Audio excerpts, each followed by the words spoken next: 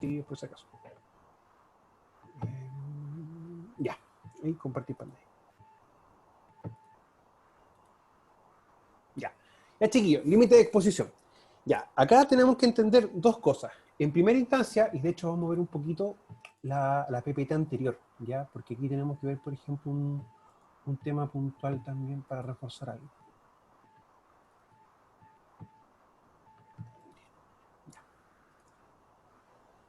Cuando nosotros empezamos a ver los límites máximos permitibles, o permitidos, ¿ya? Independiente de que sean tres, los ponderados permisibles, ponderado temporal y ponderado absoluto, hay que entender cómo esto va a funcionar. Ahora, una cosa es ver los límites en el ambiente laboral, ¿ya? Y otra cosa es ver los límites de tolerancia biológica en el trabajador o persona. O sea, si por ejemplo estamos trabajando con algún agente químico, ya, yo digo lo siguiente, voy a hacer una medición en el ambiente de trabajo, pero también voy a hacer una medición en la persona. O sea, hago tomo una muestra en realidad de orina o de sangre, y se pesquisa un metabolito. Ahora, como yo le expliqué en el video, una sustancia está en el ambiente disponible y el cuerpo humano o la persona la va a respirar. La va a inhalar, puede entrar por la boca, en vía digestión, o por alguna herida por la piel. Ahora, que entre directamente por la piel a veces es un poco más complejo, ya no es tan fácil. De hecho, hay muchos estudios, por ejemplo, que revelan que cuando uno se coloca un analgésico, eh, del componente activo que pueda tener, entra de un 3 o un 5%. ¿Ya? Ahora, hay ciertas condiciones ambientales que favorecen y otras sustancias que son vehículos para que puedan ingresar por la piel. ¿Eso existe? Sí, existe, pero no es tan sencillo, tan fácil de ver. Donde uno puede ver cosas más o menos como por esa índole es en el rubro agrícola, específicamente cuando uno trabaja con fitosanitarios. ¿Ya? Eso es como lo más complejo.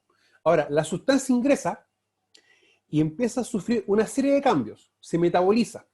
Y luego el cuerpo, cuando excreta o elimina algún residuo de todos sus procesos metabólicos, va a eliminar un metabolito. Y ese metabolito, en primera instancia, me indica a qué sustancia estuvo expuesta la persona. Y segundo, cuando vemos las cantidades, es si la persona está o no en situación de riesgo. Y eso hay que entenderlo así. No tiene una segunda o doble lecturas. Ahora,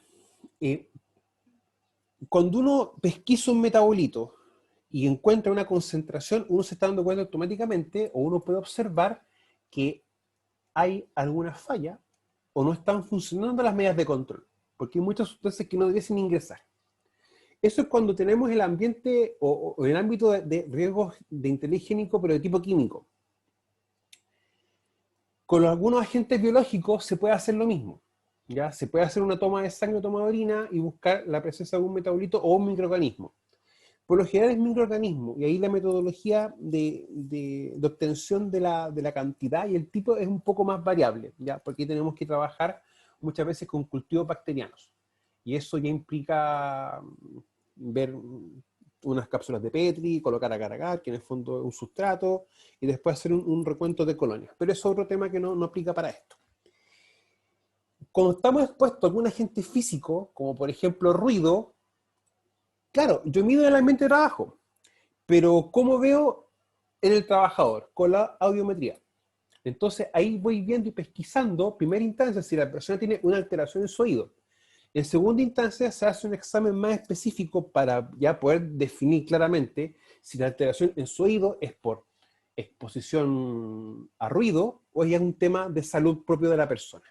Ya que hay veces que hay que entender que la sordera puede tener producto que nace, producto de que adquiere alguna enfermedad o alguna lesión, o producto del trabajo. ¿Ya? A nosotros nos interesa más siempre la última, que es la de origen laboral.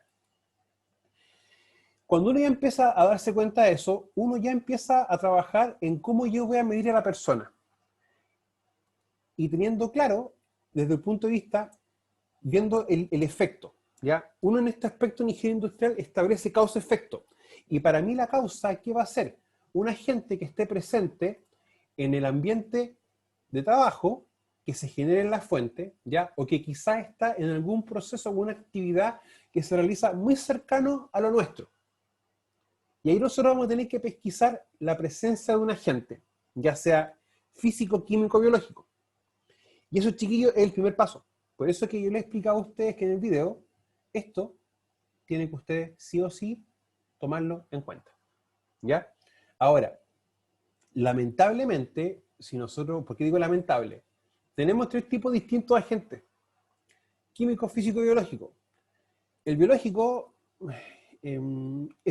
identificarlo a veces no es tan sencillo y el control tampoco es tan sencillo. ¿Por qué razón motivo? Porque tú el ruido lo percibes, lo puedes escuchar, lo puedes oír. La vibración tú la puedes sentir, que la temperatura sea fría o muy cálida, tu cuerpo la percibe.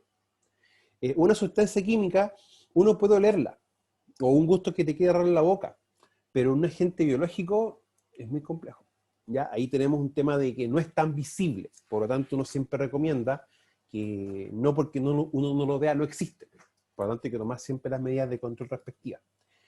Lo otro importante que hay que también considerar es el riesgo. Y el riesgo, si ustedes se dan cuenta, vamos a tener una vía de exposición desde la fuente al trabajador, ¿ya?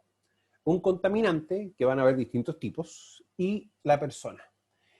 Cuando tenemos el riesgo, nosotros vamos a establecer, por ejemplo, un contaminante, ¿ya? Y ahí empiezan a jugar los límites de exposición, y un tiempo que la persona tiene que estar expuesta. Si la persona está expuesta un tiempo y a una cantidad, vamos a empezar a hablar del concepto de dosis. Y vamos a tener, o a darnos cuenta de que la persona estará expuesta a una dosis, va a tener una respuesta o una consecuencia. Ahí tenemos la relación causa-efecto, dosis-respuesta. Y eso es importante. De ahí que siempre verificar que los límites del ambiente de trabajo nunca sobrepasen la normativa legal vigente. Y para efectos del curso, la normativa legal vigente es específicamente Decreto Supremo 594, pero lo que va a trabajar con este título, el título cuarto. Ahora, desde el punto de vista de los agentes, el 594 me sirve mucho. Y de hecho es el patrón comparativo. Pero ¿qué sucede si, por ejemplo, nosotros estamos trabajando con alguna sustancia o algún compuesto químico que no está definido o no existe o no está contemplado por el Decreto Supremo 594 en su título cuarto? ¿Y ahí qué nos va a permitir la ley?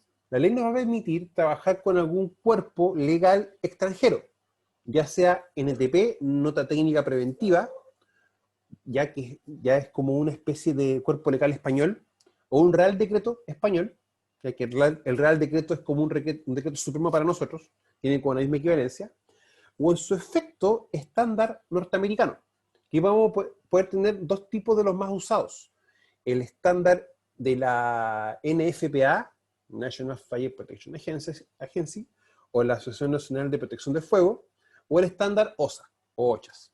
Que el estándar OCHA, hay mucho trabajo con lo que es trabajo en altura, etc.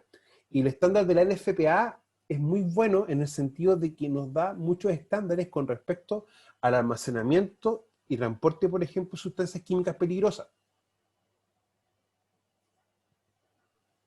Dígame, Rodrigo. Profesor, una consulta.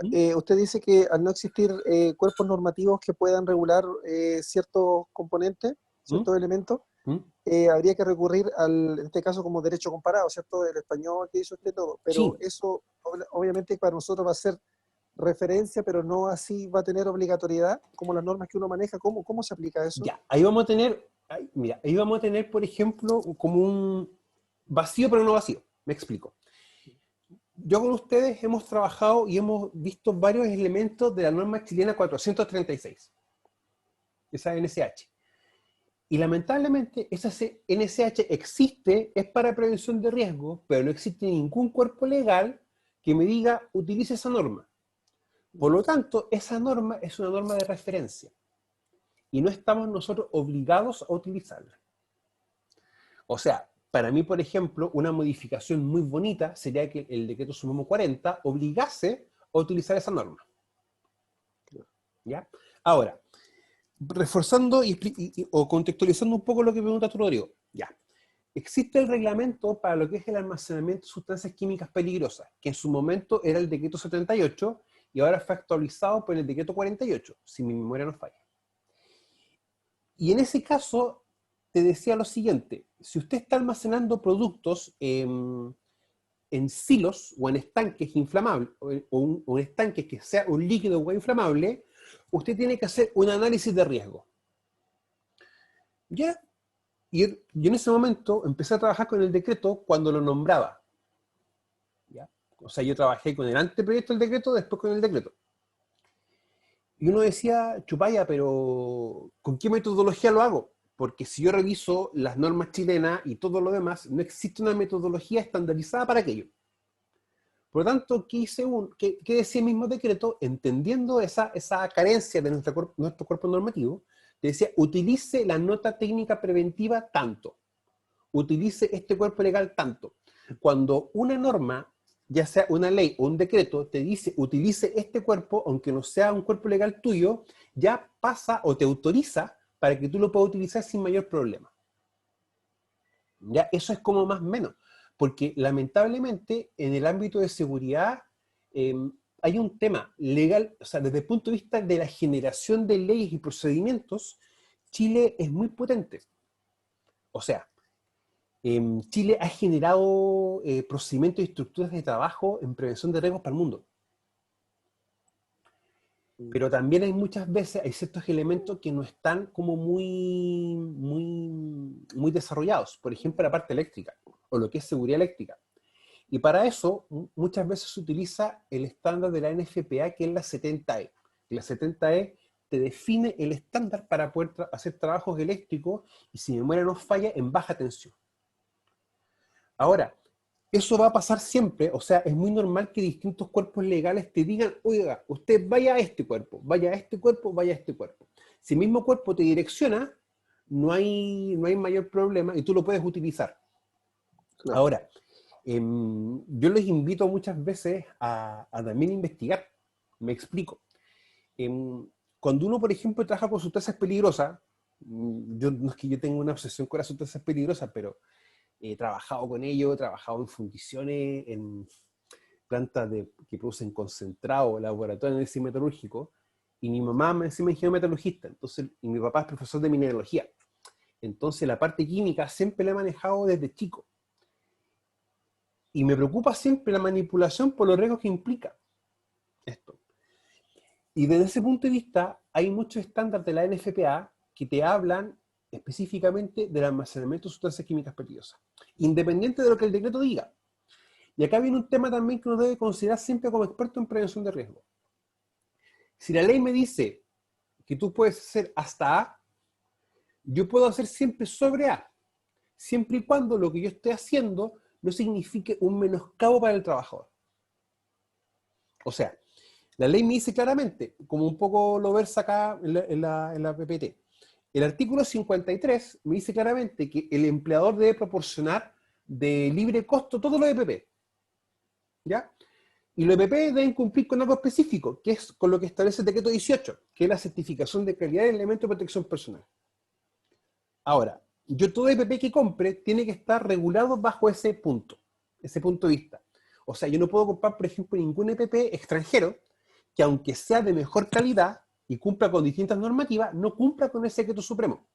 Razón, motivo, porque ese decreto obliga a que tenga que hacerse pruebas con los distintos equipos o elementos para ver su grado de seguridad. ¿Ya? Ahora, bajo ese punto de vista, yo, por ejemplo, ¿puedo darle al trabajador un lente que le dé de un costo más alto y que tenga un grado de seguridad mayor? Lo puedo hacer. La ley no me lo prohíbe. La ley sí me obliga a entregarlo. Ahora, ¿cuándo vamos a tener sobre el problema? Cuando entregamos un EPP no adecuado para eso. Rodrigo, dígame. No, le iba a preguntar, como usted dice del almacenamiento de sustancias químicas peligrosas, ¿Mm? ¿qué pasa aquí con la planta Enami, que tiene ese tipo de piscinas como con ácido así, que Ya. están abiertas por lo general y hay circulación? Ya. ¿A cuánta distancia está eso de un centro urbano? Debe estar como, a ver, como 2 kilómetros, creo yo, de la primera villa que está de la carrera. Ya. Lo que pasa es que Un tenemos kilómetro y hay medio. como, mira, hay como un vacío entre paréntesis, porque una cosa es el Ujú. almacenamiento y otra cosa es el uso y el procesamiento de un elemento. Mm, Y eso empieza muchas veces a generar una discusión. ¿Quién llegó primero? claro. En Coquimbo, en Guayacán, pasa lo mismo con los estanques. Ujú. Ahí tenemos como 4 o 5 silos de almacenamiento de combustible. Claro. Entonces ahí viene un tema muchas veces. O sea, una cosa es lo que... A ver, hay que entender algo. Muchas plantas de proceso, plantas de procesamiento, no tienen... Se construyeron mucho antes de que existieran distintas normativas. Un buen ejemplo es po, Potrerillos, por ejemplo. La fundición de Potrerillos, independientemente de estar 2.500, 3.000 metros de altura, la gente vivía un poco más abajo. O sea, la gente subía unos 200 metros y estaba la fundición. Y por condición climática, los gases se asentaban, entraban a las casas y todo el cuento. Incluso el hospital estaba a unos cuantos metros de la misma fundición. Entonces, la guagua, la gente se enfermaba, se tendía y arriba estaban fundiendo. Estaban sacando cobre. Entonces, ahí viene un tema de que cuando se empezó a generar una serie de leyes, como por ejemplo el sistema de evaluación de impacto ambiental, ya empezó a haber un tema de normalización de ciertos procesos o ciertas condiciones que están directamente en los distintos procesos. ¿Ya? Y eso es así, o sea, por ejemplo, Fundición Paipote está prácticamente a 6-7 kilómetros de Tierra Amarilla y a 15 kilómetros de Copiapó. Y se tuvo que someter a una serie de cambios, se tuvo que someter al sistema de evaluación de impacto ambiental y modificar sus procesos por el tema de la generación del anhídrido sulfuroso, del SO2, que el SO2 en condiciones de frío y baja temperatura tiene como que tiende a bajar, a mantenerse, no evacúa, porque hay una condición climática. Distinto es cuando hay calor y viento, el gas no se acolchona, sino que sale. Ahora, dependiendo del viento, es para dónde se va a dirigir. Pero hay un tema ahí, que es como en un grado uno empieza a decir, ¿qué está primero, la gallina o el huevo? Ahora, eso también, cómo se empieza muchas veces a trabajar, es cuando tenemos ciertas normas de calidad, primaria y secundaria, ¿ya? O sea, que yo no puedo sobrepasar límites máximos de emisión de algún elemento, gas o líquido al ambiente, ¿ya? Y también una concentración que no puede afectar a la comunidad. Que tenemos normas de calidad primaria y secundaria, por ejemplo, para lo que es PM10, SO2, y ahora incluso también se modificaron las leyes para la fundición y refinería, para la generación de anhídrido sulfuroso. Se establecieron cuotas de generación o de emisión. Ahora no voy a decir si eso está bien o está mal, no es ámbito del curso, pero hay cuerpos normativos que existen para eso. ¿Ya? Rodrigo, ¿alguna otra consulta? No, profesor, está ¿No? bien. Ya, Gracias. de nada. Entonces, chiquillos, lo importante de esto, que establecen siempre los límites permisibles, los de exposición ambiental y también los límites de tolerancia biológica. O sea, yo voy a definir lo que puede estar expuesto el trabajador y lo máximo que yo puedo pesquisar en toma de orina o sangre. Ahí tengo dos elementos importantes. Y esto es válido tanto para agentes químicos como para agentes físicos. Lo más probable que haya alguna modificación o generación de algún cuerpo legal con respecto o que potencie más los agentes biológicos. Porque el agente biológico se trabaja mucho, sí, para la parte del manejo de los residuos, ¿ya? De índole hospitalario. ¿Ya? Eso está muy fuerte y de hecho existe el REAS, que es el Reglamento de Almacenamiento Provisorio de Residuos Hospitalarios, ¿ya? Que ahí tenemos agujas, jeringa, bisturí, apósito, entre otros elementos. Los límites permisibles son índices de referencia riesgo ocupacional. ¿Ya? O sea, si por ejemplo la normativa me dice que para 8 horas yo puedo estar, o 9 horas puedo estar hasta 85 decibeles, y yo mido y estoy a 95, estoy sobre, por lo tanto, hay un índice, un indicador de que estoy bajo un nivel de riesgo ocupacional. ¿Ya? O sea, ahí también tenemos un tema de que uno puede empezar a ver ciertas observaciones. ¿Qué pasa, por ejemplo, cuando nosotros estamos sobrepasando un valor normativo? Y lo que dice esto de acá es que si lo estamos sobrepasando, automáticamente debe aplicarse una medida de control en la fuente. O sea, trabajarlo acá. Y eso pasa porque se excedió un valor ambiental o un valor en el trabajador. producto de un límite o producto de una medición de un indicador biológico. Ahora, cuando nosotros empezamos a ver eso, acá un poquito más abajo, habla del famoso riesgo residual. Y el riesgo residual es un concepto nuevo para ustedes que quizás ustedes nunca lo han escuchado, o no lo han visto, o lo hemos nombrado por encima. El riesgo residual queda cuando yo ya aplico una medida de control. Es lo que en el fondo no puedo controlar. Y bajo este punto, ¿qué debo hacer yo como empleador, o qué debe hacer el empleador? Es proporcionar una medida de control directamente sobre el trabajador. O sea, aplicar una medida más personal, o un elemento de protección personal. ¿Ya? Si les da por estudiar un poco más, van a encontrar con respecto a los EPP mucha bibliografía española. Y los españoles le hablan de EPI, elemento de protección individual, ¿ya? Y también hablan de los EPI, elemento de protección grupal, ¿ya? Hablan de esos dos puntos de vista, ¿ya? O sea, habla de elemento de protección para personas y para grupos de personas. Y también tenemos otro tema. Lo importante, chiquillos, es que el EPP que se entrega al trabajador es libre costo, el trabajador no paga. La única forma que un trabajador pague por un EPP es cuando él lo rompe, o lo hace tiro, lo hace pedazos. Ahí el empleador le puede cobrar. Lo que sí es muy importante, que debe ser cumplir con los requisitos, características y tiempo que exige el riesgo cubrir, y debe tener una capacitación teórica y práctica. O sea, el empleador está obligado a capacitar al trabajador en el uso de EPP. O sea, debo yo hacerle una capacitación teórica, también complementarlo quizás con una capacitación práctica en la cual yo le enseño al trabajador cómo se coloca un respirador, cómo se saca, cómo se colocan los filtros, cómo se hace la limpieza, y después hacer una prueba, una evaluación. Y eso tiene un peso, ojo, porque la evaluación tiende a verificar desde un punto de vista qué es lo que el trabajador captó, qué es lo que el trabajador aprendió, en primera instancia. Y segunda instancia también empieza a servir como una evidencia. Porque en la práctica, si un trabajador, por ejemplo, de 100 puntos saca 80 puntos, puede aprobar una prueba, por ejemplo. Pero si llega a pasar un accidente, la pregunta en millón es, ¿qué hicimos nosotros como empleadores para poder subsanar el 20% que el trabajador no respondió bien o quizás no entendió? Por eso que cuando empecemos a ver las medidas de control, que es en el taller 3, vamos a empezar a trabajar, por ejemplo, con planes de capacitación y con planes de reinducción. O sea, yo el trabajador lo capacito, lo evalúo, la evaluación no cumple con algo o tiene alguna diferencia, debo tomar al trabajador y hacer una reinducción, o sea, recapacitarlo, para que ya logre subsanar el tema. Ahora, con respecto al EPP, establece dos obligaciones. Una para el empleador, que es entregarlo, y otra para el trabajador, que es usarlos y cuidarlos. ¿Ya? Ahora, los EPP duran lo que van a durar. O sea, si estamos en un ambiente con tierra, un lente puede que te dure una semana.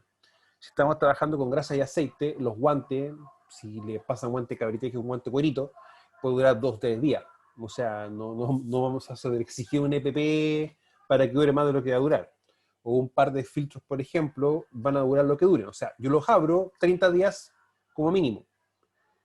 Pueden durar menos, o sea, 30 días me refiero a que el fabricante establece eso, que el filtro tú lo abres y tienes 30 días de uso. ¿Ya? Pero si estamos en un ambiente con mucho polvo, mucha tierra y te cuesta respirar, ya debes cambiar los filtros, o sea, no tiene otra lectura. Bueno, el tema de la prohibición de realizar trabajo con menos de 18% de oxígeno, ¿ya? Y en la práctica esto es así, sí. Cuando el cuerpo humano está expuesto a un porcentaje de 15% de oxígeno libre en el ambiente, ya ahí tenemos condiciones anóxicas y el cuerpo humano no trabaja, no funciona bien. Y empieza a haber todo un desequilibrio físico.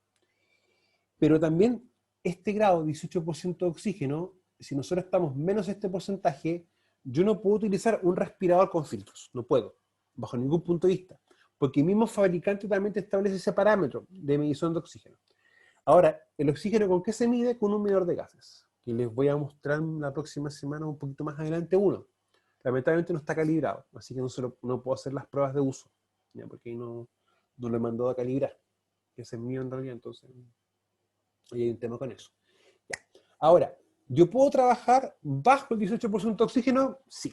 Siempre y cuando tenga el elemento de protección personal, que en este caso vendría a ser un equipo de respiración autónoma. O sea, un estanque de oxígeno con mi respectivo máscara.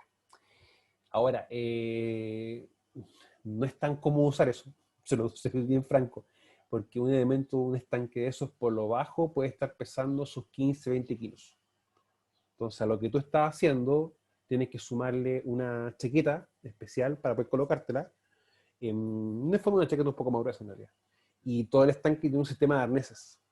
Y estar con 15, 20 kilos en la espalda no es tan cómodo.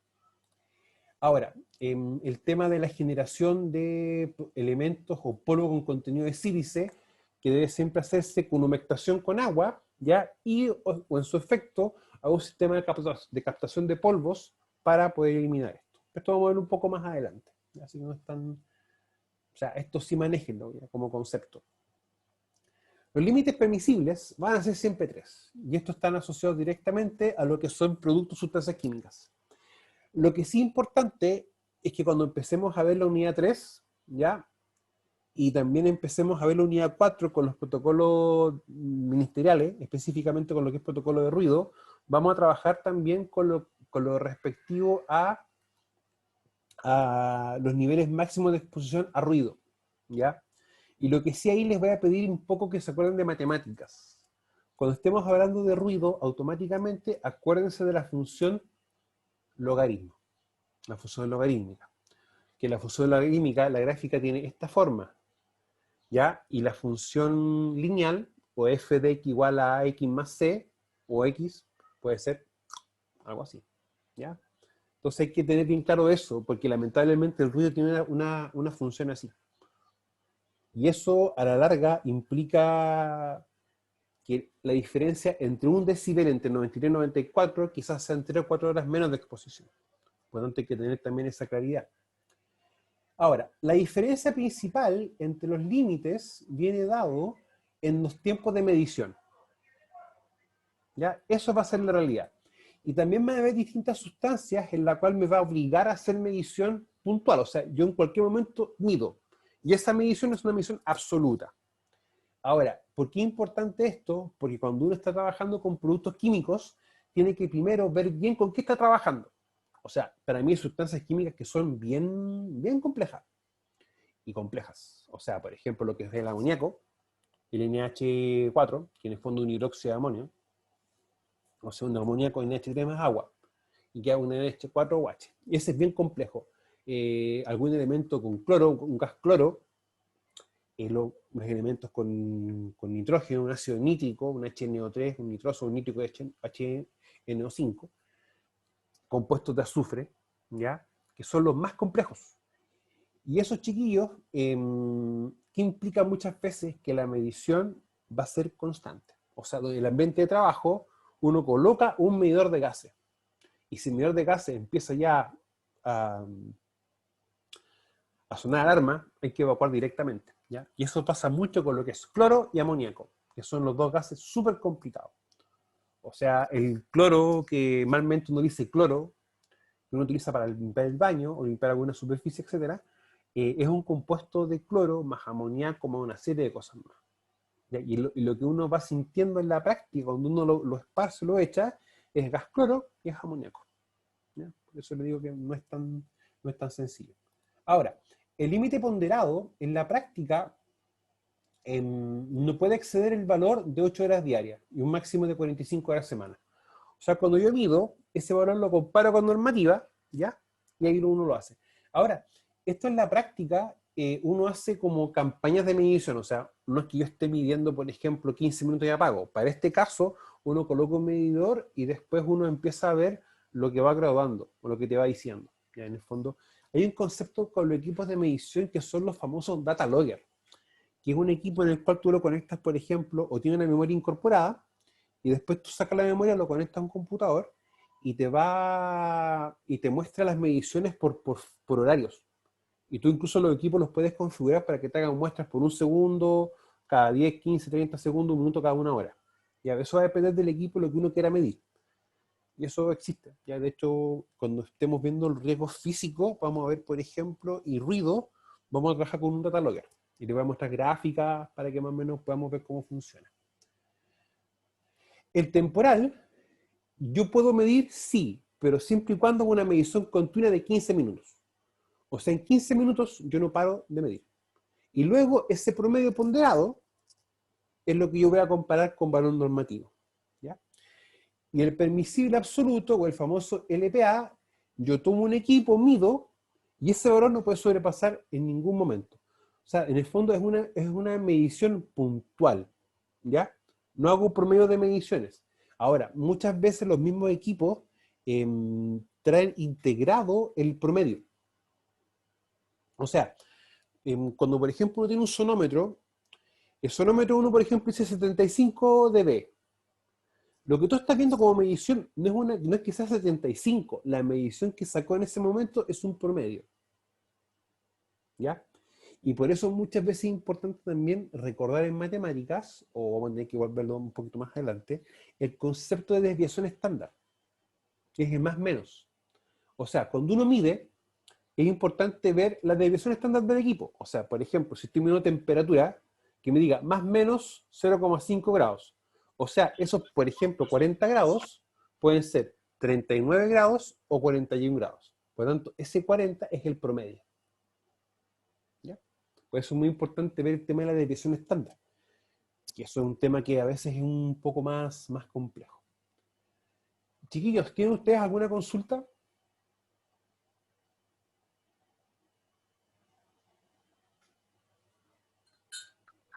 No, profesor. ¿No? Ya. Se entiende en este momento. ¿Se entiende ya? Entonces, chiquillos, el día viernes nos juntamos un ratito a las 3:30, unos 20 minutos, media hora, y terminamos de ver lo que nos queda esta PPT, y por favor igual revísenla, ¿ya? Porque hay varias cosas que hay que como empezar a como desarrollarla, ¿ya? Porque no es tan sencilla esta parte de la materia, ¿ya? Para que empecemos a trabajar. Entonces, chiquillos, a partir del viernes van a estar disponibles los cuestionarios para las 2 asignaturas y las tareas de las 2 asignaturas, ¿ya? Y recuerden que van a tener un tiempo para poder realizarlo sin mayor problema. Los otros chiquillos, si van teniendo problemas o inconvenientes, me van avisando, ya, para ver las posibles soluciones, ya, de índole académica, por supuesto. Chiquillos, que tengan buen día. Cuídense mucho. Ya, profe, vale. Chao, chao. Chao. Muchas gracias. Que sí, que estén bien.